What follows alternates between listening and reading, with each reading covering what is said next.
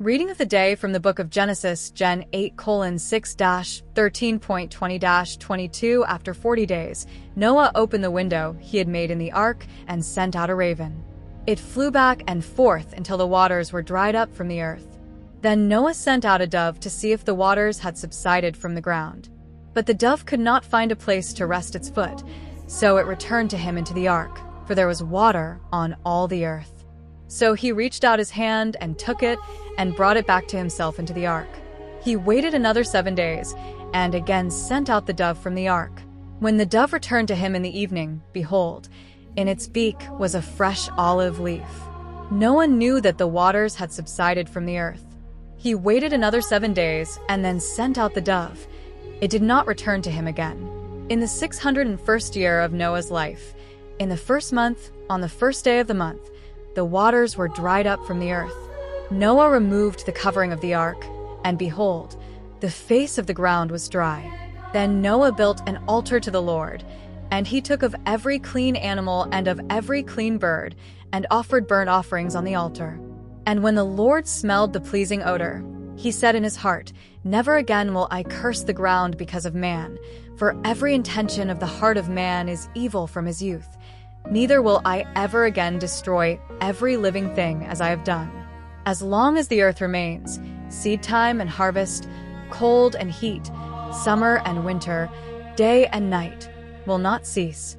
Gospel of the day from the Gospel according to Mark MK 8:22-26. At that time, Jesus and his disciples came to Bethsaida, and they brought to him a blind man, begging him to touch him. Then he took the blind man by the hand and led him out of the village, and after spitting on his eyes, he laid his hands on him and asked him, "Do you see anything?" He looked up and said, "I see people, what looks like trees walking." Then he laid his hands on his eyes again, and he saw clearly. He was healed, and from a distance he could see everything clearly. Then he sent him home, saying, "Do not even enter the village." Words of the Holy Father. With this miracle, Jesus reveals himself to us as the light of the world. And the blind man represents each of us, who were created to know God, but because of sin we are like the blind. We need a new light.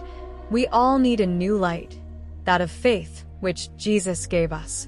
In fact, that blind man in the Gospel, by regaining his sight, opens himself to the mystery of Christ. What does it mean to have the true light? What does it mean to walk in the light? It means first of all abandoning false lights, the cold and fatuous light of prejudice against others, because prejudice distorts reality and charges us with aversion towards those whom we judge without mercy and condemn without appeal. Another false light, because it is seductive and ambiguous, is that of personal interest. May this new illumination transform our attitudes and actions so that we too, starting from our poverty, from our smallness, may be bearers of a ray of the light of Christ. Today, Blessed Corrado Confalonieri is celebrated, a nobleman from Piacenza in the 13th century who radically changed his life after a dramatic event. During a hunting expedition, an accidental fire devastated fields and villages. An innocent man was accused and sentenced for the disaster, but Corrado, overwhelmed with remorse, confessed his guilt and gave up all his wealth to compensate for the damage.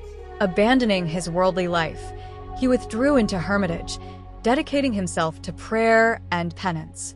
He settled in Sicily, near Noto, where he lived in extreme poverty, sustained only by charity and divine providence.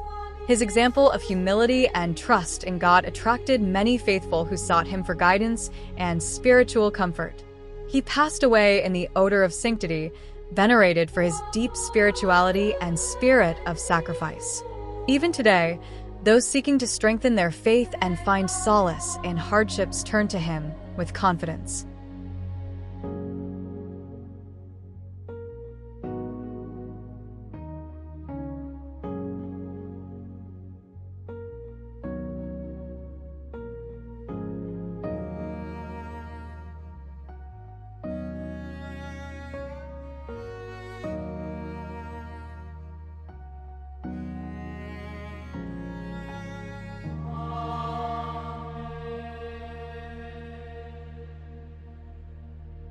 The Gospel and the Saint of the Day.